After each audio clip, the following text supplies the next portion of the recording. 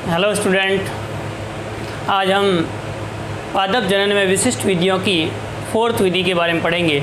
और फोर्थ विधि है वो आपको ध्यान रखना है बहुभ्रूणता या पॉलीएम्ब्रियोनी। इससे पहले हमने पहले की वीडियो में असंजनन के बारे में पढ़ा था। उसके बाद में हमने सेकंड पार्ट के अंदर अनिषेक बीजता और अनिषेक बीजता के बाद में हमने सूक्ष्म प्रवर्धन के बारे में अध्ययन किया था। इस क्लास के अंदर हम पढ़ेंगे पादपों के अंदर बहुभ्रूणता की परिस्थिति किस प्रकार से उत्पन्न होती है, किसे बहुभ्रूणता कहा जाता है। तो इसमें आप ध्यान दें, सबसे पहले हम देखें जिसमें एक से अधिक भ्रूण की उपस्थिति होना क्या कहलाता है, बहुभ्रूणता कहलाता है। सामान्यतः एक बीज में कितने भ्रूण होते हैं, तो आपको ध्यान रखना है सामान्यतः एक बीज में एक भ्रूण होता है। सामान्यतः एक बीज में कितने भ्रूण होते हैं, एक बीज में एक भ्रूण होता है। तो सामान्यतः एक बीज में कितने भ्रूण होते हैं, एक भ्रूण होता है, ये हमें ध्यान रखना है। तो जनरल परिस्थितियों के अंदर आप देखेंगे तो एक बीज के अंदर कितने भ्रूण होते हैं, एक भ्रूण होता है, ये हमें ध्यान रखना है। जबकि आप ध्यान देंगे एक बीज में एक से अधिक भ्रूण उपस्थित होते हैं तो उसे हम क्या कहते हैं, बहुभ्रूणता कहा जाता है। जब एक बीज में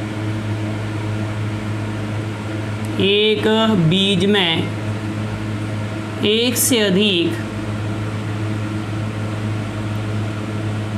भ्रूणों का उपस्थित होना या भ्रूणों का परिवर्धन होना, एक से अधिक भ्रूणों का परिवर्धन होना या विकास होना, डेवलपमेंट होना, एक से अधिक भ्रूणों का परिवर्धन होना बहुभ्रूणता कहलाता है। परिवर्धन होना क्या कहलाता है, बहुभ्रूणता कहलाता है, पॉलीएम्ब्रियोनी कहा जाता है। देखिए ध्यान दें, सामान्यतः एक बीज में कितने भ्रूण होंगे, एक ही भ्रूण उपस्थित होता है, परंतु जब एक ही बीज में एक से अधिक भ्रूण उपस्थित होते हैं तो इस प्रकार की परिस्थिति होगी, उसे हम क्या कहेंगे, बहुभ्रूणता या पॉलीएम्ब्रियोनी कहा जाता है। अब ध्यान दें, बहुभ्रूणता का सर्वप्रथम अध्ययन किया था वो आपको आवर्त विधि पादपों में किया था, वो एंटोनी वॉन ल्यूवेनहॉक ने किया था। तो इस प्रकार से आवर्त विधि पादपों में बहुभ्रूणता का सर्वप्रथम अध्ययन, आवर्त विधि पादपों में बहुभ्रूणता का सर्वप्रथम अध्ययन, बहुभ्रूणता का सर्वप्रथम अध्ययन क्या था, वो किसने किया था, तो आपको ध्यान रखना है बहुभ्रूणता का सर्वप्रथम अध्ययन किया गया था और वह आपको ध्यान रखना है एंटोनी वॉन ल्यूवेनहॉक द्वारा किया गया। किसके द्वारा किया गया, तो आप क्या ध्यान देंगे, एंटोनी वॉन ल्यूवेनहॉक द्वारा किया गया। तो इस प्रकार से एंटोनी वॉन ल्यूवेनहॉक द्वारा किया गया। तो इस प्रकार से एंटोनी वॉन ल्यूवेनहॉक ने बहुभ्रूणता का अध्ययन सबसे पहले किया था। और इन्होंने जो बहुभ्रूणता का अध्ययन किया था, उन्होंने अपना कार्य किया था वो किस पादप पर किया था, संतरा के बीज में किया था, संतरे के बीज में किया था। संतरे के बीज में इन्होंने देखा कि बहुभ्रूणता की परिस्थिति देखी जाती है, अर्थात एक से अधिक भ्रूण उपस्थित होते हैं और एक से अधिक भ्रूण की उपस्थिति होना क्या कहलाता है, बहुभ्रूणता कहलाता है। तो बहुभ्रूणता की परिस्थिति है वो किसमें देखी जाती है, संतरे में सबसे पहले देखी थी आवर्त विधि पादपों में, और वो किसने देखी थी, तो आपको ध्यान रखना है एंटोनी वॉन ल्यूवेनहॉक ने देखी थी, ये हमें ध्यान रखना है। अब उसके बाद में ध्यान दें कि जो बहुभ्रूणता की परिस्थिति है वो आपको ध्यान रखना है अनावर्त विधि पादपों में सामान्य रूप से देखी जाती है। अनावर्त विधि या जिसे हम क्या कहते हैं, जिम्नोस्पर्म। अनावर्त विधि या जिम्नोस्पर्म पादप होते हैं, उन जिम्नोस्पर्म में, अनावर्त विधि या जिम्नोस्पर्म में सामान्यतः बहुभ्रूणता देखी जाती है, सामान्यतः बहुभ्रूणता देखी जाती है, पॉलीएम्ब्रियोनी देखी जाती हैं, सामान्यतः देखी जाती हैं। आवर्त बीजी पादपों की कुल वंशों में देखी जाती हैं।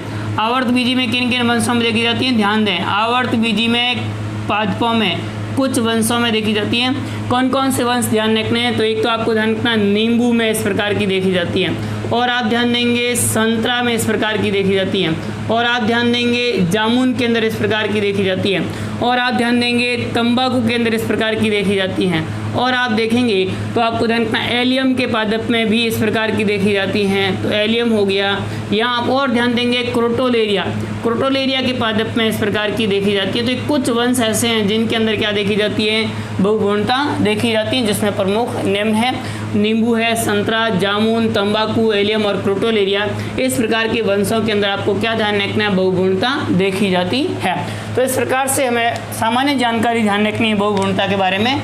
तो जब एक बीज में एक से अधिक भ्रूणों का परिवर्तन होना क्या कहलाता है, बहुभ्रूणता कहलाता है। और आप ध्यान देंगे तो आवर्त बीजी पादपों में बहुगुणता का सर्वप्रथम अध्ययन एंटोनी वॉन ल्यूवेनहॉक ने संतरे के बीज में किया था, और संतरे के बीज में इन्होंने अध्ययन किया था, ये हमें ध्यान रखना है। अनावर्त बीजी पादपों में बहुगुणता एक सामान्य लक्षण है। अनावर्त बीजी पादपों में बहुगुणता एक जनरल लक्षण है, सामान्य लक्षण है। अधिकांश अनावर्त बीजी पादपों में बहुगुणता देखी जाती है, पर आप ध्यान देंगे आवर्त बीजी पादपों में कुछ वंशों में बहुगुणता देखी जाती है, जैसे कि नींबू है, संतरा है, जामुन, तंबाकू, एलियम, क्रोटोलिरिया इत्यादि। अब ध्यान दें उसके बाद में बहुगुणता है वो कितने प्रकार की, उसके कारण क्या है, तो अगला हम देखेंगे बहुगुणता के कारण। तो बहुगुणता के क्या क्या कारण है उस बारे में बात करेंगे। बहुगुणता के कारण, बहुगुणता के कारण यानी पादपों में बहुगुणता के क्या क्या कारण हो सकते हैं उस बारे में बात करेंगे। तो आपको ध्यान रखना है बहुगुणता किस कारण से उत्पन्न होती है। इस आधार पर एक वैज्ञानिक के ब्रॉन ने बहुगुणता को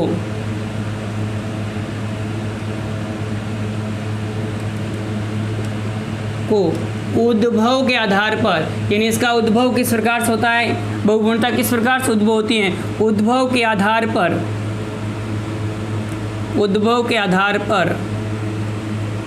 निम्न 4 प्रकारों में बांटा है। कितने प्रकारों में बांटा है, निम्न 4 प्रकारों में बांटा गया है। बहुगुणता किस प्रकार से उत्पन्न होती है उसको उस आधार पर ब्रॉन नामक वैज्ञानिक ने कितने प्रकारों में बांटा है, 4 प्रकारों में बांटा गया है। पहला आपको ध्यान, यहाँ इसे हम क्या कहेंगे, विदलन बहुगुणता कहा जाता है। विदलन बहुगुणता या इसका मतलब क्या हो गया, यानी जो प्रारंभिक एम्ब्रियो होगा, प्रारंभिक भ्रूण होगा, उस प्रारंभिक भ्रूण को हम क्या कहते हैं, प्राक भ्रूण कहते हैं। और प्राक भ्रूण के विदलन से उत्पन्न होती है उसे हम क्या कहते हैं, विदलन से उत्पन्न होती है उसे हम क्या कहेंगे।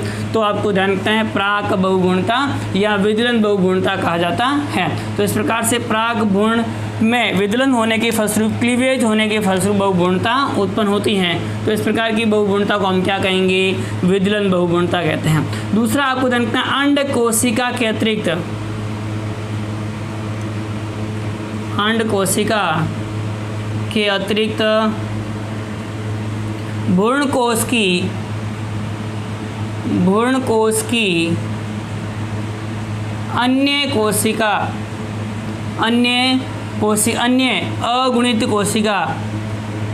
अन्य अगुणित कोशिका या फिर आप ध्यान देंगे निषेचित कोशिका, कोई भी अन्य कोशिका हो सकती है। अन्य कोशिका होगी उसमें कौन सी कोशिका है, यहाँ तो सहायक कोशिका है, प्रतिमुखी कोशिका है। तो इस प्रकार से अन्य कोशिकाओं से भ्रूण का विकास, अन्य कोशिकाओं से भ्रूण का विकास, यानी अंड कोशिका से तो भ्रूण विकास हो ही रहा है, साथ साथ में अन्य कोशिकाओं से भी क्या हो जाता है, भ्रूण का विकास हो जाता है। तो इस प्रकार की परिस्थिति भी हो सकती है। दूसरी परिस्थिति हमें ध्यान रखनी है। तीसरी ध्यान दें, वो कौन सी ध्यान रखनी है, तो आपको ध्यान रखना है एक ही बीजांड में एक से अधिक भ्रूणकोश का विकास, एक ही बीजांड में एक से अधिक भ्रूण कोशों का विकास, यानी एक से अधिक भ्रूण कोश होंगे, उन भ्रूण कोशों का क्या हो जाता है, विकास हो जाता है। एक से अधिक भ्रूण कोशों का विकास है, इस कारण से भी क्या हो सकता है, बहुगुणता उत्पन्न हो सकती है। यानी एक बीजांड है उसके अंदर 2 या 3 या इससे अधिक क्या बन जाते हैं, भ्रूणकोश बन जाते हैं। प्रत्येक भ्रूणकोश कोशिका होगी उससे भ्रूण का निर्माण हो जाएगा, तो उसे हम क्या कहेंगे, तो आपको ध्यान रखना है बहुगुणता कहा जाता है। ये तीसरा हमें ध्यान रखना है। अब चौथा आप ध्यान देंगे भ्रूणकोश के बाहर स्थित, भ्रूणकोश के बाहर कौन होता है, बीजांड। भ्रूणकोश के बाहर स्थित बीजांड की द्विगुणित कोशिका की सक्रियता से, भ्रूणकोश के बाहर स्थित बीजांड की द्विगुणित कोशिका, बीजांड की कौन सी कोशिका होगी, द्विगुणित कोशिका, द्विगुणित कोशिका की सक्रियता से, कोशिका की सक्रियता से भी आप ध्यान देंगे बहुगुणता उत्पन्न हो सकती है। बाहर स्थित जो बीजांड की द्विगुणित कोशिका होती हैं, उस द्विगुणित कोशिका की सक्रियता से भी बहुगुणता उत्पन्न हो सकती है। तो बहुगुणता होती है वह निम्न 4 कारणों से उत्पन्न हो सकती है, निम्न 4 प्रकार की होती हैं। विदलन बहुगुणता, अंड कोशिका अतिरिक्त भ्रूणकोश की अन्य कोशिका से भ्रूण का विकास, या एक ही बीजांड में एक से अधिक भ्रूणकोशों का विकास, या फिर आपको जानना भ्रूणकोश के बाहर स्थित बीजांड की, भ्रूणकोश के बाहर स्थित बीजांड की द्विगुणित कोशिका से की सक्रियता से भ्रूण का विकास हो सकता है। तो इस प्रकार से हमें ध्यान रखना है कि ये 4 प्रकार की हो सकती है।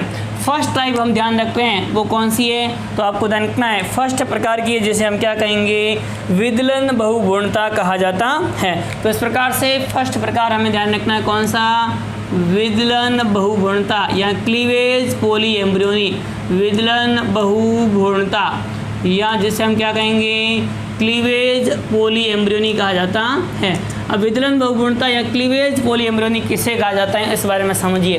यानी इस प्रकार की परिस्थिति या इस प्रकार की बहुभ्रूणता होती है उसमें युग्मनज या प्राक भ्रूण होगा उसका विदलन हो जाता है और विदलन होने के फलस्वरूप आपको ध्यान रखना है एक से अधिक भ्रूणों का क्या हो जाएगा, विकास हो जाएगा। तो उसे हम क्या कहेंगे, विदलन बहुभ्रूणता कहा जाता है। तो आप ध्यान देंगे इस प्रकार की बहुभ्रूणता में, इस प्रकार की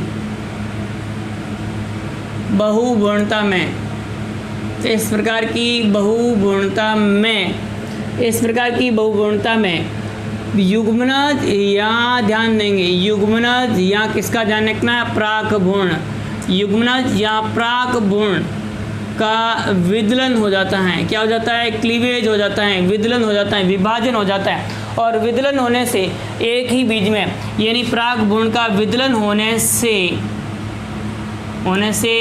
एक बीज में एक से अधिक भ्रूणों का विकास हो जाता है। एक बीज में अनेक भ्रूणों का विकास हो जाता है या एक से अधिक भ्रूणों का विकास हो जाता है। अनेक भ्रूणों का या एक से अधिक भ्रूणों का क्या हो जाता है, अनेक भ्रूणों का विकास हो जाता है, अनेक भ्रूणों का विकास हो जाता है। तो उसे हम क्या कहेंगे, विदलन बहुभ्रूणता कहा जाता है। इसमें एक उदाहरण अच्छे से आपको ध्यान रखना है और वो उदाहरण है या यूलोफिया, जो कि एक प्रकार का आपको ध्यान का आर्किड है। तो यूलोफिया नामक आर्किड में 3 प्रकार की विदलन बहुभ्रूणता देखी जाती है। कितने प्रकार की, 3 प्रकार की। आर्किड में 3 प्रकार की विदलन बहुभ्रूणता देखी जाती हैं। 3 प्रकार की विदलन बहुभ्रूणता देखी जाती है। पहली ध्यान दें उसके अंदर क्या होगा, तो आपको ध्यान रखना है यूरोपीय के अंदर युग्मनज की कोशिका होगी, उसमें बार बार विभाजन होगा और उनमें विभाजन से कोशिकाओं का एक पिंड बन जाता है और उस पिंड में निभाग की ओर स्थित कोशिकाओं से बहुत सारे भ्रूणों का निर्माण हो जाता है। तो आप ध्यान देंगे युग्मनज में विभाजन होने के फलस्वरूप युग्मनज में अनियमित विभाजनों द्वारा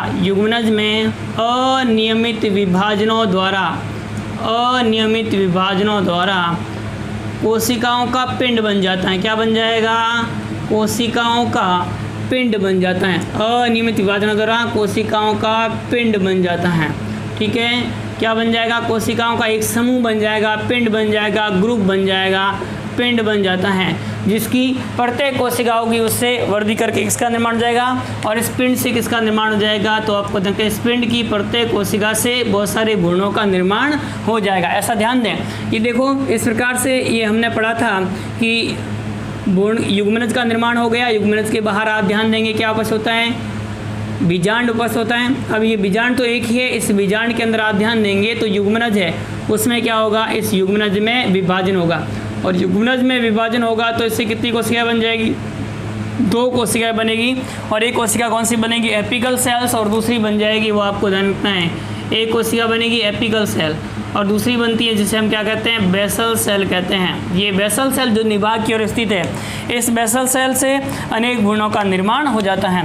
यानी इस प्रकार की परिस्थिति देखने को मिलेगी।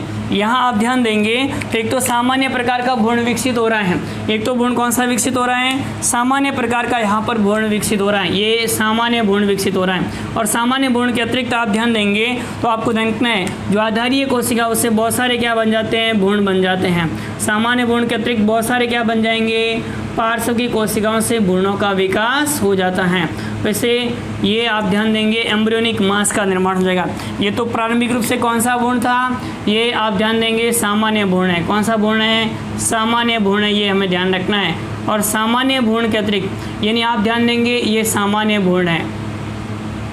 सामान्य भ्रूण किससे बन रहा है, अंड कोशिका से, युग्मनज और युग्मनज से भ्रूण बनेगा और युग्मनज की दूसरी कोशिका में विभाजन हुआ जिससे क्या बन गया, तो आपको देखना है बहुत सारे भ्रूण बन गए, छोटे भ्रूणों का निर्माण हो गया जिसे हम क्या कहेंगे, एम्ब्रियोनिक मास कहेंगे या जिसे हम कहते हैं पिंड कहते हैं, कोशिकीय पिंड कहेंगे। बहुत सारी कोशिकाओं का पिंड बन जाता है यानी एम्ब्रियोनिक मास का निर्माण हो जाता है और इस मास की जो प्रत्येक कोशिका होगी उस प्रत्येक कोशिका से किसका निर्माण हो जाएगा, मास की प्रत्येक सेल से किसका निर्माण हो जाएगा, तो आपको ध्यान रखना बहुत सारे भ्रूणों का निर्माण हो जाएगा और इस प्रकार की भ्रूणता होगी। बहुभ्रूणताओं से हम क्या कहेंगे, विदलन बहुभ्रूणता। तो पहला प्रकार हो गया युग्मनज में अनियमित विभाजनों द्वारा कोशिकाओं का पिंड बन जाता है जिसकी प्रत्येक कोशिका से भ्रूण का निर्माण हो जाता है। तो इस प्रकार की परिस्थितियों से हम क्या कहेंगे, युग्मनज द्वारा। दूसरा आप ध्यान देंगे तो दूसरी परिस्थिति आपको क्या ध्यान रखनी है, इस प्रकार की परिस्थिति में आप देखेंगे कि जो युग्मनज है उस युग्मनज के बनने के बाद में उस प्राक भ्रूण से कलिकाओं का विकास हो जाता है।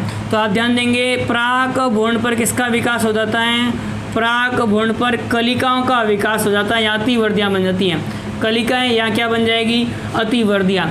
कलिकाएं या अतिवर्धियाँ बन जाती हैं और अतिवर्धियाँ होती हैं वह विकसित होकर एक क्या कर लेती है, नए भ्रूण का निर्माण कर लेती हैं। तो कलिकाएं या अतिवर्धियाँ बन जाती हैं और अतिवर्धियों से नए भ्रूण का निर्माण हो जाता है। देखो हम डायग्राम से समझते हैं किस प्रकार से इसमें अतिवर्धियों का निर्माण होता है। तो देखिए इसमें ध्यान दें तो इस प्रकार से सामान्य भ्रूण था और सामान्य भ्रूण के अंदर क्या हो गया, विभाजन हो गई।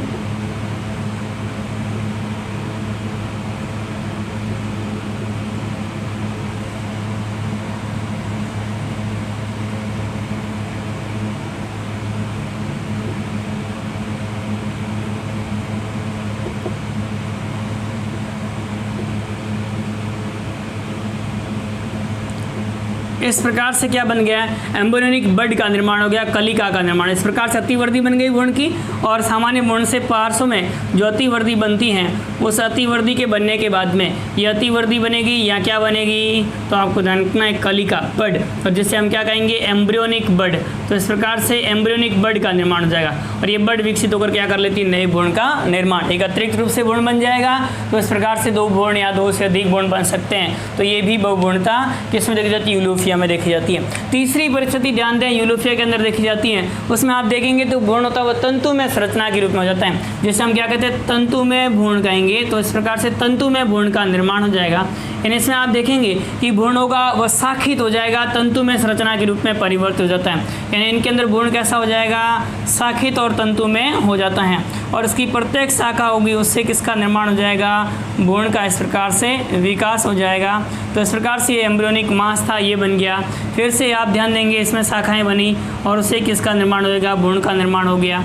तो इस प्रकार की परिस्थिति होती हैं उसे हम क्या कहेंगे, तो आपको ध्यान रखना है, उससे हम क्या कहेंगे, ये बड बन गई। इसी प्रकार से और शाखा बनी, इससे क्या बन गई, बड का निर्माण हो गया और इस प्रकार से बड का निर्माण होने के बाद में भ्रूण का विकास हो जाएगा। तो इस प्रकार की परिस्थिति होगी उसे हम क्या कहेंगे, तो आपको क्या ध्यान रखना है, तंतु में शाखित भ्रूण का निर्माण हो जाता है। तो आप ध्यान देंगे इस प्रकार की बहुभ्रूणता में, इस प्रकार की बहुभ्रूणता में प्राक भ्रूण होगा वह शाखित हो जाता है। प्राक भ्रूण कैसा हो जाएगा, शाखित हो जाता है और इस शाखित प्राक भ्रूण होगा उसकी प्रत्येक शाखा से किसका निर्माण होता है, भ्रूण का निर्माण हो जाता है। तो उसे बहुभ्रूणता कहेंगे। तो पहला प्रकार हमने देख लिया कौन सा, विदलन बहुभ्रूणता। इस प्रकार की बहुभ्रूणता में युग्मनज या प्राक भ्रूण में विदलन होने से एक बीज में अनेक भ्रूणों का विकास हो जाता है।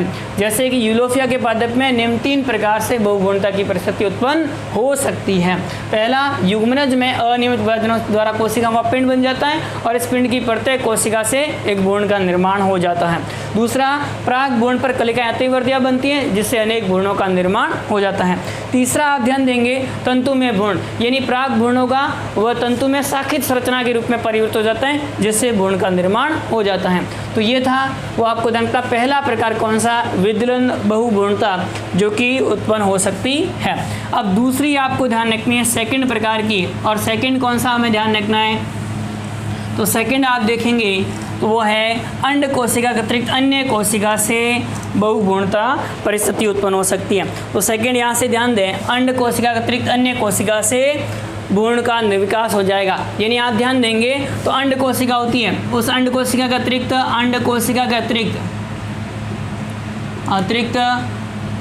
कौन सी कोशिका होती है? सहायक कोशिका।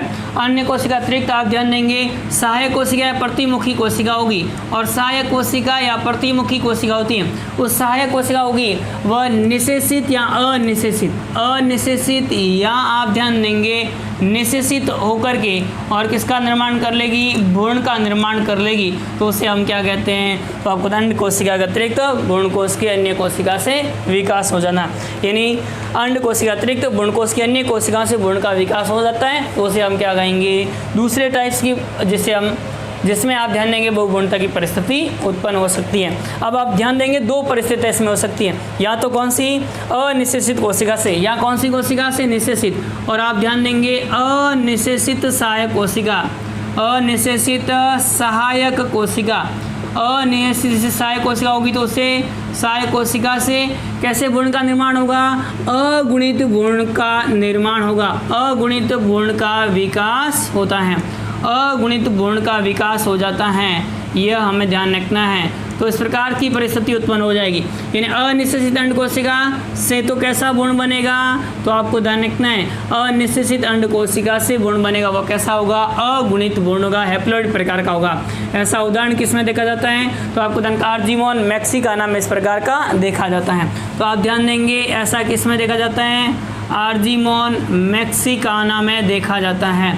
तो इस प्रकार से आर्जीमोन मैक्सिकाना है उसके अंदर इस प्रकार का देखा जाता है। तो इस प्रकार से आर्जीमोन मैक्सिकाना के अंदर इस प्रकार की परिस्थिति देखी जाती है जिनके अंदर आप ध्यान देंगे अनिषेचित सहायक कोशिका से भ्रूण का निर्माण हो जाएगा। दूसरा आप ध्यान देंगे निषेचित सहायक कोशिका से, निषेचित सहायक कोशिका से, और निषेचित सहायक कोशिका से बनेगा, यानी आप ध्यान देंगे दो से अधिक नरयुग्मक आएंगे तो इस प्रकार की परिस्थिति में सहायक कोशिका भी क्या हो जाती है? निषेचित। निषेचित सहायक कोशिका से जो भ्रूण बनेगा, कोशिका से द्विगुणित भ्रूण का विकास होता है। किस प्रकार का भ्रूण बनेगा? डिप्लॉइड प्रकार का द्विगुणित भ्रूण का विकास होता है, द्विगुणित भ्रूण का निर्माण हो जाता है, डिप्लॉइड प्रकार के भ्रूण का विकास हो जाता है। तो अनिषेचित से अगुणित, निषेचित से सहायक कोशिका से द्विगुणित भ्रूण का विकास हो जाता है। ऐसा उदाहरण किसमें देखा जाता है? तो आपको ध्यान रखना है ऐसा देखता है एरिस्टोलोकिया ब्रैक्टियाटा में देखा जाता है। तो आप ध्यान देंगे ऐसा किसमें देखा जाता है? एरिस्टोलोकिया ब्रैक्टियाटा में देखा जाता है, एरिस्टोलोकिया ब्रैक्टियाटा में इस प्रकार का देखा जाता है। तो एरिस्टोलोकिया ब्रैक्टियाटा के पादप होता है, उस पादप के अंदर दूसरी परिस्थिति जिसके फलस्वरूप बहुभ्रूणता के उत्पन्न हो सकता है। अब तीसरी परिस्थिति क्या होगी? एक ही बीजांड में एक से अधिक भ्रूणकोश का विकास हो जाता है। तो ऐसा किसमें देखा जाता है? तो जब आप ध्यान देंगे कुछ बातों के अंदर जो भ्रूणकोश बनता है उस भ्रूणकोश के अतिरिक्त आप ध्यान देंगे तो आपको देखना है अधिक भ्रूणकोश का विकास हो जाएगा।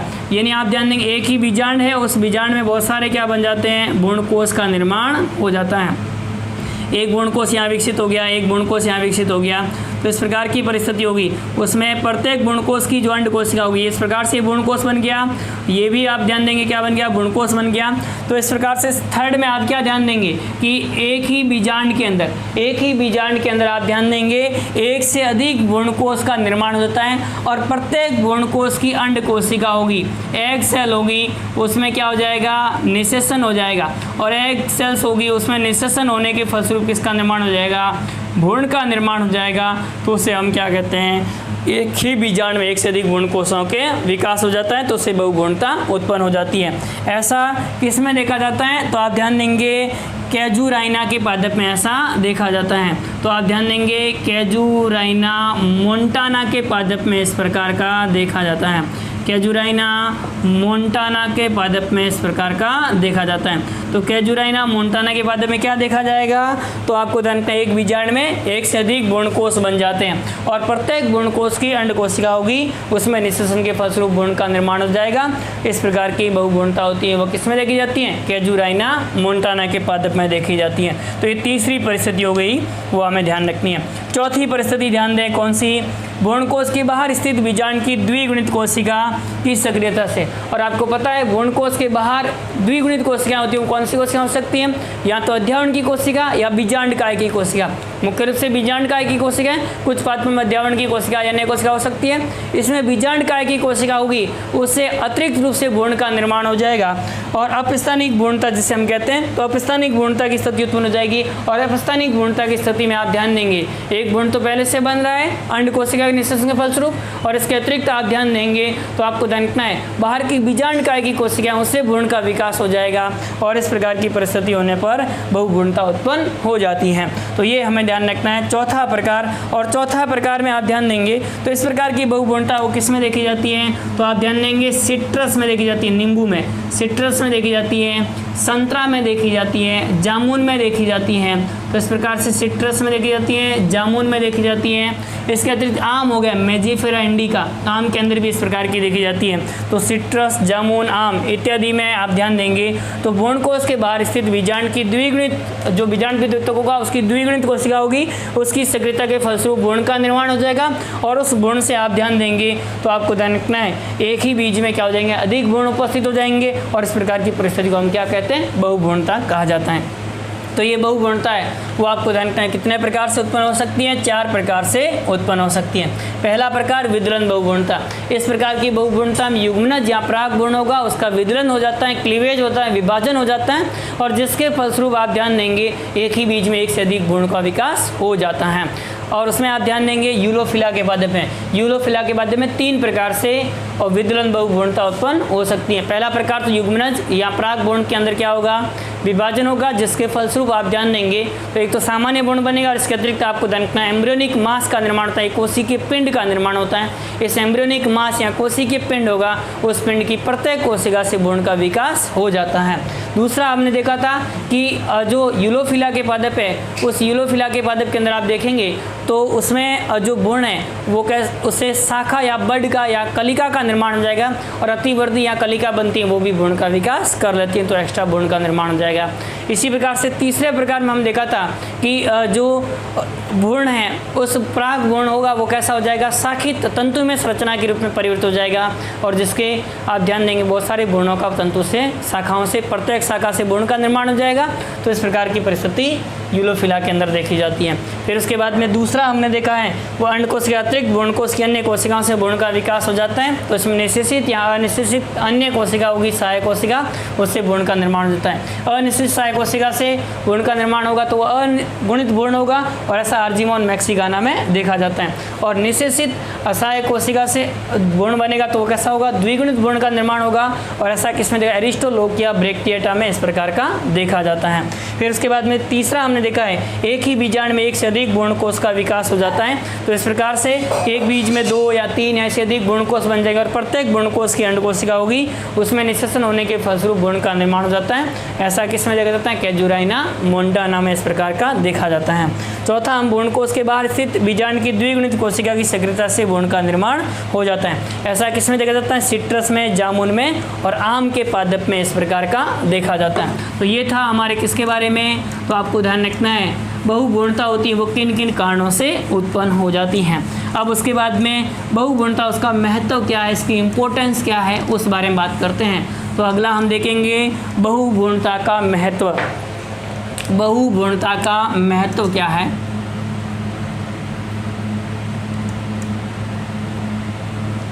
का महत्व लिखें या संगतता लिखें, एक ही बात है, क्लियर हो गया। महत्व में पहला आपको ध्यान रखना है बहुभ्रूणता में बीजांड काय से विकसित होता है। बहुभ्रूणता में बीजांड काय से विकसित भ्रूण होगा और बीजांड काय से विकसित भ्रूण होता है वह भ्रूण मात्र पादप के क्या होगा, समान होता है। मात्र पादप के समान पादप का विकास करेगा। तो इससे पादप बनेगा वो कैसा होगा, मात्र पादप के समान होता है। तो बीजांड काय से विकसित होने वाले भ्रूण होंगे, उन भ्रूणों से विकसित पादप होंगे वह मात्र पादप के समान होते हैं। तो पहला आप क्या लिखोगे, बीजांड काय से विकसित भ्रूण, बीजांड काय से विकसित भ्रूण होगा, उस भ्रूण से विकसित पादप होगा, विकसित पादप होगा वह पादप मात्र पादप के कैसा होगा, समान होता है। तो पहली परिस्थिति कंप्लीट होगी, बीजांड काय से विकसित भ्रूण होगा, वह भ्रूण यानी विकसित भ्रूण उस भ्रूण से विकसित होने वाला पादप होगा मात्र पादप के समान होता है। क्लियर हो गया। दूसरा ध्यान दें, बीजांडकाय से विकसित भ्रूण होगा, बीजांडकाय से जो भ्रूण बनेगा यानी न्यूसेलस या बीजांडकाय से भ्रूण विकसित होता है, उस भ्रूण में अधिक मात्रा में पोषक होते हैं यानी ओज से भरपूर होता है, विगर से क्या होता है, भरपूर होता है, विगर से भरपूर होता है। तो इसमें अधिक मात्रा में क्या होगा, पोषकता उपलब्ध होती है, ये हमें ध्यान रखना है। तो बीजांडकाय से विकसित भ्रूण, बीजांडकाय से विकसित भ्रूण ओज से भरपूर होते हैं। ध्यान देंगे, बीजांडकाय से विकसित भ्रूण होंगे वह बीजांडकाय से विकसित भ्रूण, बीजांडकाय से विकसित भ्रूण होंगे वह रोग रहित होते हैं। विकसित भ्रूण किस प्रकार के होंगे, रोग रहित होते हैं, इसमें रोग नहीं होता है। तो बीजांडकाय से विकसित भ्रूण होंगे वह किस प्रकार के होते हैं, रोग रहित होते हैं, इसमें रोग नहीं होते हैं। तो बीजांडकाय से विकसित भ्रूण होंगे वह रोग रहित होते हैं। और इनमें बीजांडकाय का हम रोग रहित भ्रूण कैसे प्राप्त कर सकते हैं, तो इसमें आप ध्यान देंगे कुछ बातों के अंदर हम क्या करते हैं, बीजांडकाय का संवर्धन करवाएंगे, कृत्रिम माध्यम में संवर्धन करवाते हैं। और संवर्धन से जो नया पादप बनेगा उस पादप में विभिन्न प्रकार के विषाणु जनित रोग होते हैं, उन विषाणु जनित रोगों से मुक्त पादप तैयार किए जा सकते हैं। तो विषाणु से रोग से ग्रसित पादप होते हैं, उन पादपों में विषाणु रोग से मुक्त करने के लिए या प्रतिरोधी किस्मों का विकास करने के लिए हम बीजांडकाय का भी संवर्धन करते हैं और उसे भी विकसित किया जा सकता है। और आप ध्यान देंगे अगुणित भ्रूण बनते हैं, इससे भ्रूण कैसे विकसित होंगे, अगुणित भ्रूण। और अगुणित भ्रूणों इस महत्व होता है, तो ध्यान दें, अगुणित भ्रूणों का कोशिका विज्ञान में विशेष महत्व होता है। कोशिका विज्ञान या साइटोलॉजी में, कोशिका विज्ञान में विशेष महत्व होता है, इम्पोर्टेंस होती है, ये हमें ध्यान रखना है। और आप ध्यान देंगे हमने क्या किया है, अगुणित भ्रूण बनाया। इस अगुणित भ्रूण से हम क्या कर सकते हैं, अगुणित भ्रूण से हम कॉल्चिसिन से उपचार करके और द्विगुणित पादप का निर्माण करेंगे। और इस प्रकार का पादप होगा, उनके सभी लक्षण किसके समान होंगे, मात्र पादप के समान होते हैं। तो पादप प्रजनन क्षेत्र में भी इसका महत्वपूर्ण भूमिका होती है। तो हम क्या करेंगे, अगुणित भ्रूण है, इस अगुणित भ्रूण को हम क्या कर लेंगे, कॉल्चिसिन से उपचारित करेंगे। किससे उपचारित करेंगे, कॉल्चिसिन से। एक प्रकार का ये क्या है, तो आपको जानना है माइटोटिक विष है। और कॉल्चिसिन से उपचारित करके हम द्विगुणित पादप का निर्माण करेंगे और इस द्विगुणित इससे पादप बनेगा, उस पादप प्रजनन की प्रक्रिया में ये उपयोगी होता है। इस प्रकार से पादप प्रजनन में इसको उपयोग में लिया जाता है। तो अगुणित भ्रूण होगा, उस भ्रूण को हम कॉल्चिसिन से आप ध्यान देंगे तो आपको ध्यान उसके समान नई वंशावली, उसके समान नए पादप का क्या कर सकते हैं, निर्माण कर सकते हैं, जिनका पादप प्रजनन में विशेष महत्व होता है। तो ये इस प्रकार से 5 आपको ध्यान रखना, बहुभ्रूणता के महत्व हमें ध्यान रखना है। तो एक बार आप क्विकली फटाफट रिवीजन कर लीजिए, बहुभ्रूणता किसे कहेंगे, तो आपको देखते हैं एक बीज में एक से अधिक भ्रूण को उपस्थित होना बहुभ्रूणता कहलाता है। बहुभ्रूणता का सबसे पहले अध्ययन किसने किया, एंटोनी वॉन लुएनहॉक ने। किस पादप में, संतरे के पादप में किया था।